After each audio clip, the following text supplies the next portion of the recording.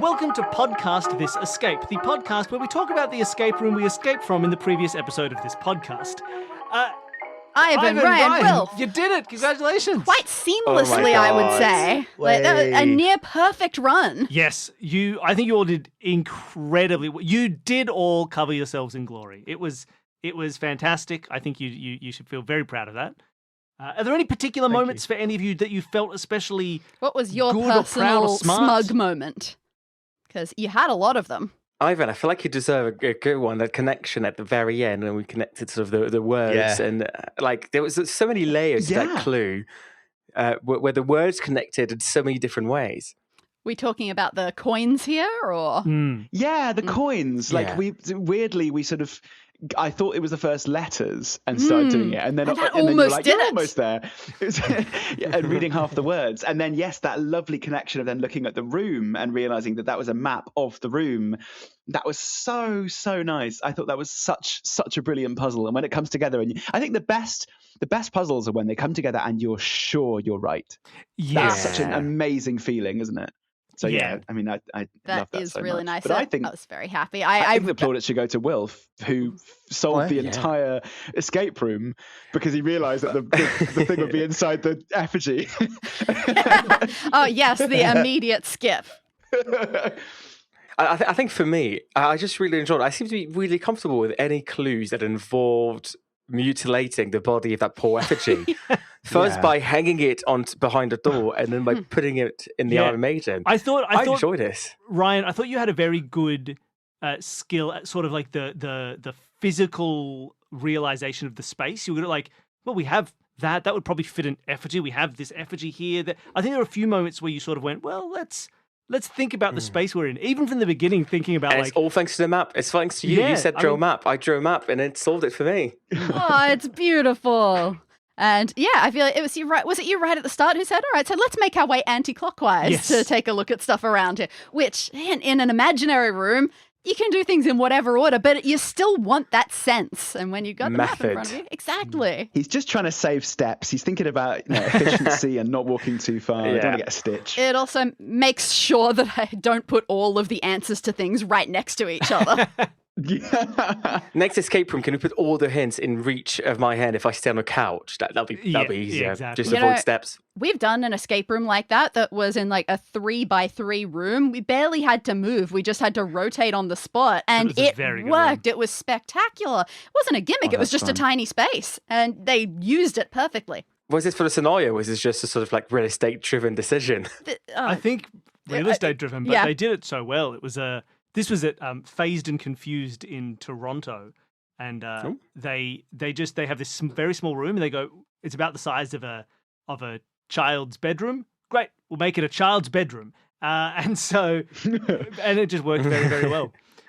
But I think I was very impressed with all of you. I think you all had moments where you would come in suddenly with just this, sorry, stop everybody, let's do this thing right now, and it was immediately so clear.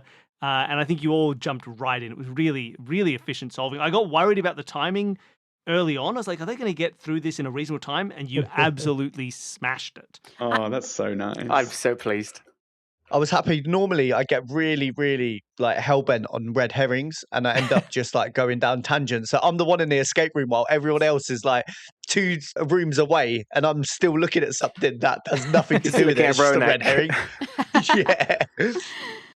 I think we did that thing, maybe because we're all fairly similar in sort of our attention spans, where you find something, it doesn't immediately solve itself, so you go, I'll just move on. And it's quite a good strategy when you first get into a room to work out what all the available pieces are, because then often the puzzle becomes incredibly obvious. So I think we did fairly well at moving quite quickly, once we had the whole room, moving quite quickly through it all. Yes. Yeah, definitely, especially after the first step where you hadn't looked at the door yet to get into the vault. You'd found the piece of paper with the alphabet on it, and you were going, great, we know his name's Ronak, and let's see what alphabet puzzles and things we can work with in that. And as soon as you then went, no, maybe this doesn't feel like it's working, and then you got to the next thing and you went, great, everything is fitting into place now. But even that, right, that was one of these cases where that was not what the puzzle was. But it was really good puzzle instinct, and right? You saw an alphabet out of order. You went, well, we know the word Ronak.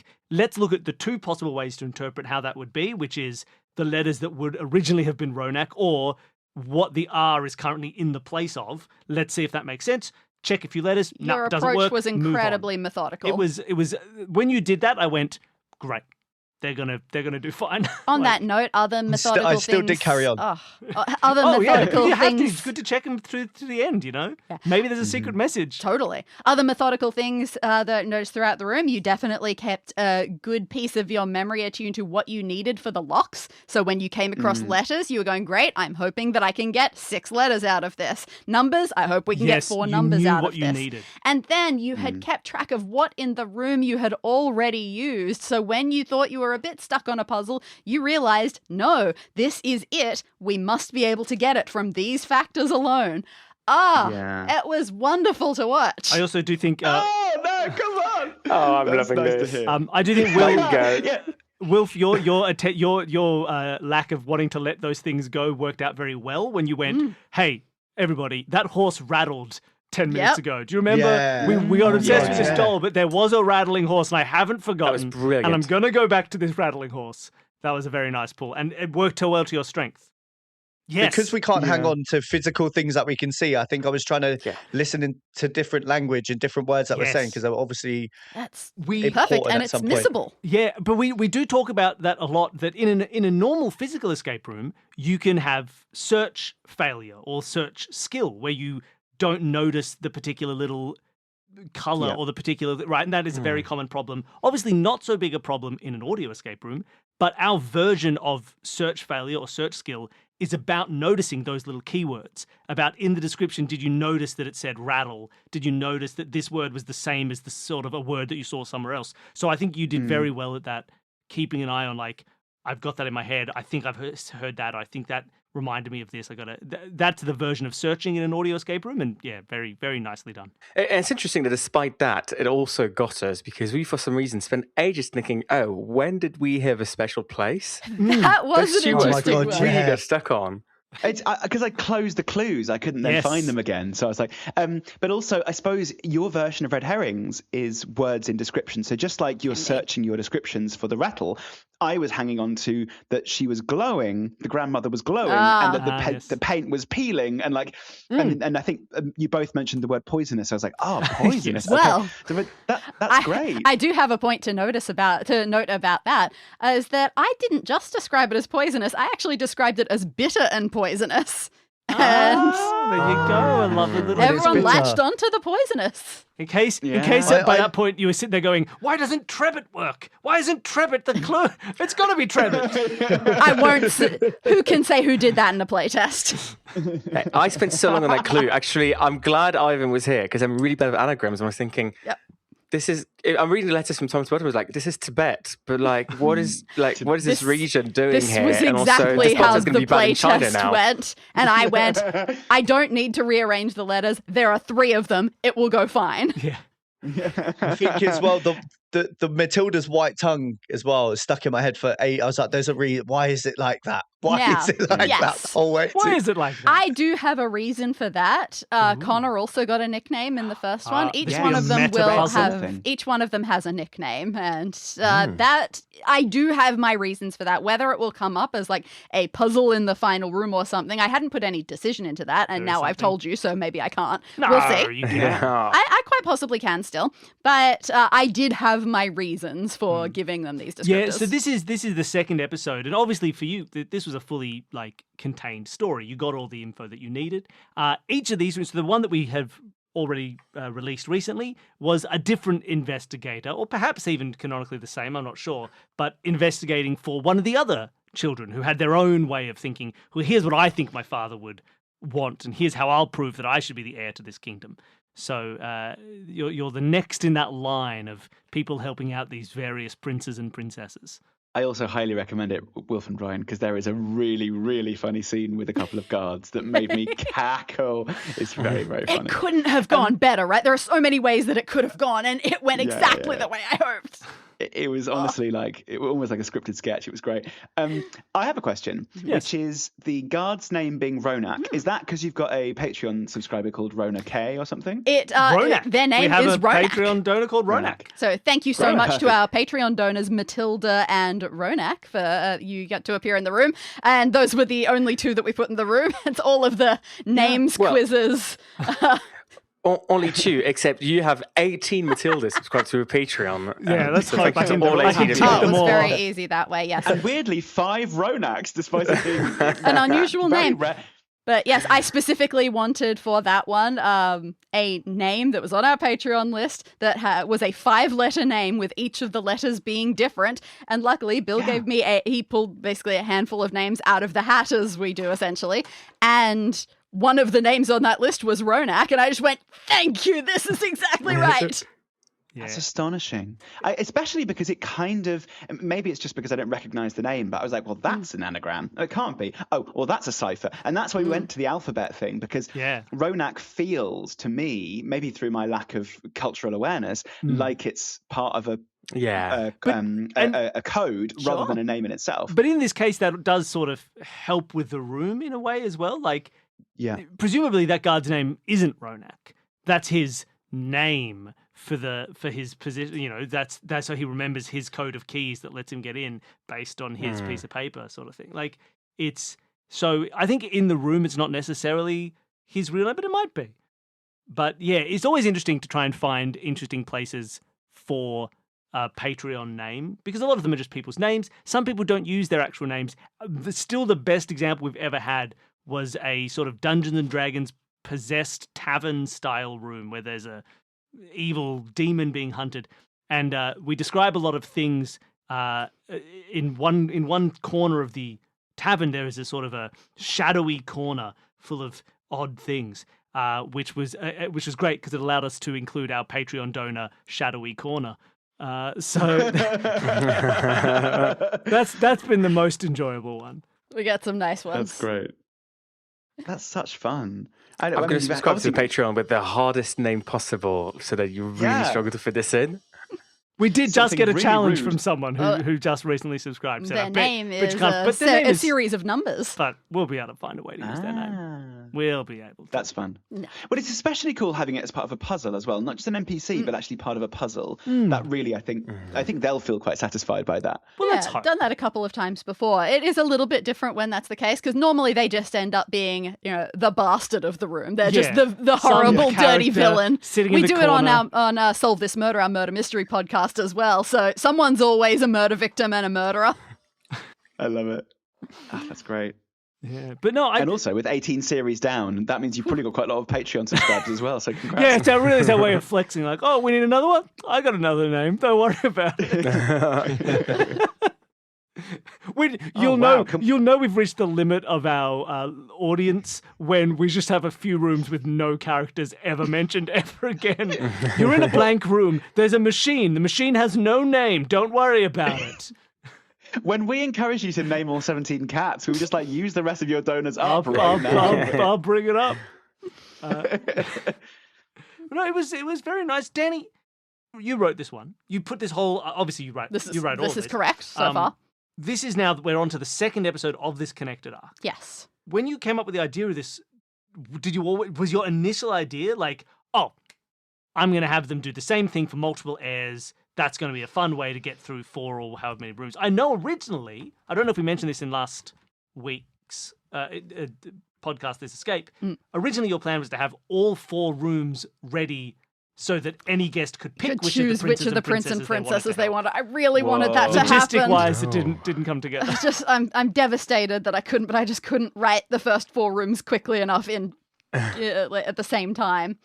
Let's see. So my initial notes, a lot of this I would probably be more likely to go through at the end of the arc, but I can do a little bit now. So my very beginning theme for this was semi-connected rooms based on character, a family, everyone trying to win something in different ways, domination, sneakiness, and then a couple of others. Nice. Oh. And then I have, which would granddad want to win? I guess it was originally a granddad, not a father. So that was I really my like very the overarching first theme notes. there. Yeah, it's also amazing that the initial idea is actually pretty damn close to what you went with in the end. That shows some. I am very much a sit down and think silently in the corner until an idea is mostly formed. I'm not a pantser when it comes to writing. I definitely need to have a solid plan in my head before I can even get started.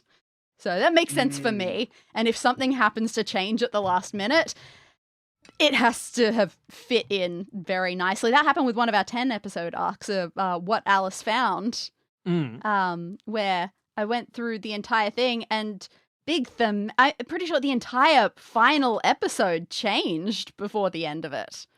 Yes. Whoa, really? Yeah, fun twist. Yeah, I just incorporated literal multiple different twists that were not in my original plan whatsoever. That worked out nicely. That was pretty nice. I think the same thing That's also happened with one of our earliest connected arcs, Descent of the Culledons. That's early enough that I can probably spoil that, where I just started out saying, great, it's a haunted house. It's like Luigi's Mansion. There are like a whole bunch of different ghosts. And then by the end, I had just realized, wait a second, it makes more sense if it was never a whole bunch of different ghosts and it was just one ghost the entire time with different personas.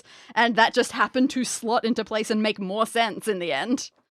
Oh, that's really nice. That's really cool. Yeah. Oh, well, I can't go and listen to that one now. You still You spoiled it for me.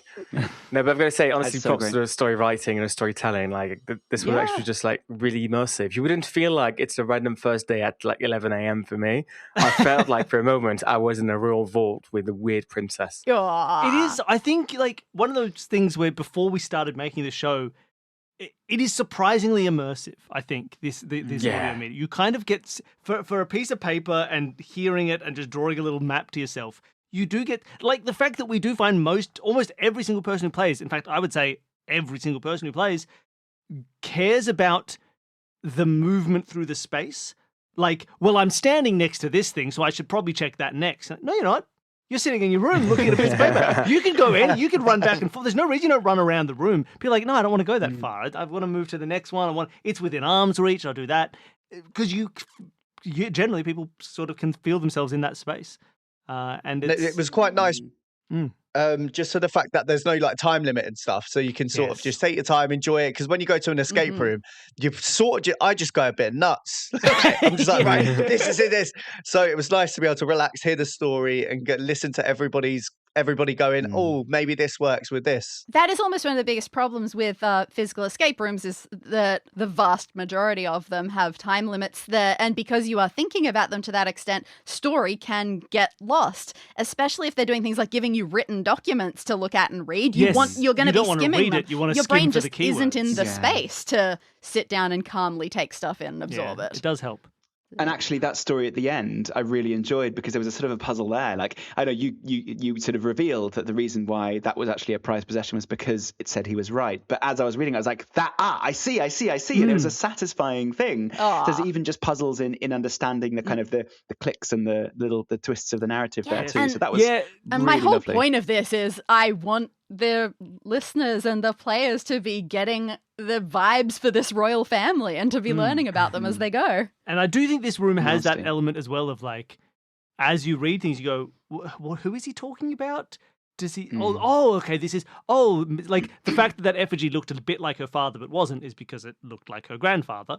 It was her grandfather, and so those little layers of like, and then this is this, and I think it is nice. I think Danny, you do very well at that. That as you play through, you're also learning, and like the story is part of it, rather than just here's an intro, now do an unrelated room, and here's a conclusion. That's what I'm really trying to work at and experiment with this arc, to be able to do that with character, because I generally, when I write stuff, I'm one of the very deeply plot-based people. I like events that happen. I like the stuff.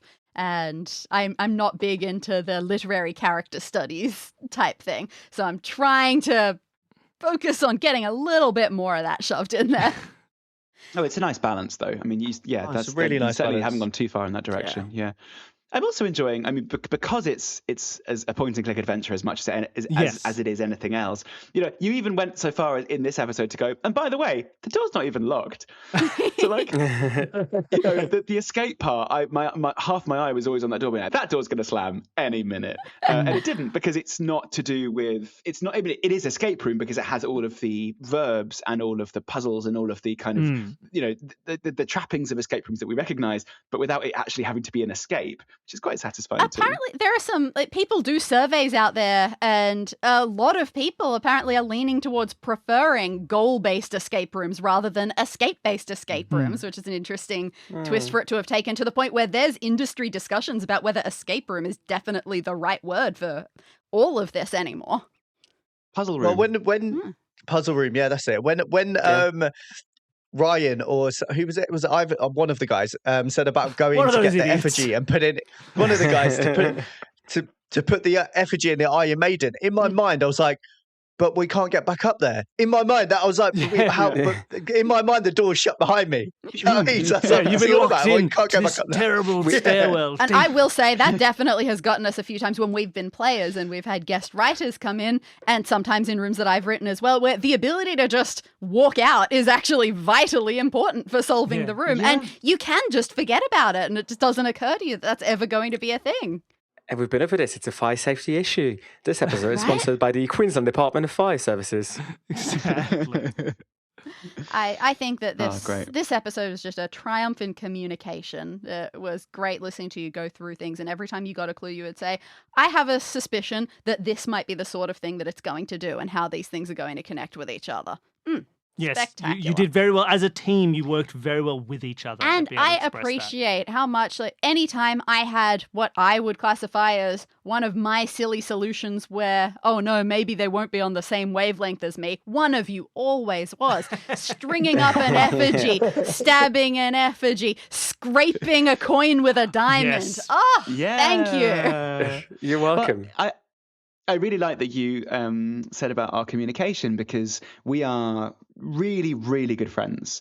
And I feel like I can communicate better, but in different ways, actually, with both Ryan and Wilf than, anyone else. Will, you and I have had such incredibly frank chats, and we trust each other with our opinions more than so many other people. And Ryan, 100%. You and I can get really into the weeds with things and really hash things out together. And we have to work on our communication so much for our podcast, because we all love to talk over each other, and that doesn't work well for a podcast.